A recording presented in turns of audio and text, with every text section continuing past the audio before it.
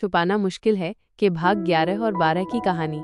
भाग 11 में हम तान्या को ऑफिस के कॉन्फ्रेंस रूम में पाते हैं। हल्की रोशनी कमरे में एक उदासी भरा माहौल बना रही है। तान्या अकेली बैठी है और फाइलों के ढेर के पीछे संजना की यादों को छुपाने की नाकाम कोशिश कर रही है। उसके मन में संजना बसी हुई है, हर छोटी बात उसे उसकी याद दिलाती है। तभी संजना कमरे में दाखिल होती है। उसकी आंखों में एक अजीब सी मजबूरी झलक रही है, लेकिन उसके होठों पर एक फीकी मुस्कान है। तान्या अपनी भावनाओं को दबाते हुए एक हल्की लेकिन तीखी आवाज में संजना से पूछती है कि क्या वो अब भी उससे आंखें मिला सकती है।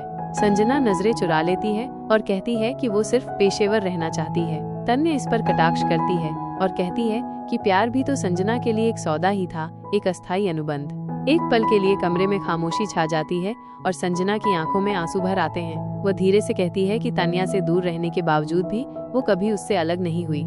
तान्या कुछ देर शांत रहती है, फिर अपनी फाइलें बंद करती है और खड़ी हो जाती है। वो कहती है कि सच तो ये है कि संजना वो भी सिर्फ उससे दूर रहने का नाटक कर रही थी। और फिर दोनों की आंखें एक दूसरे में थम जाती हैं, जैसे उस पल में सब कुछ रुक गया हो।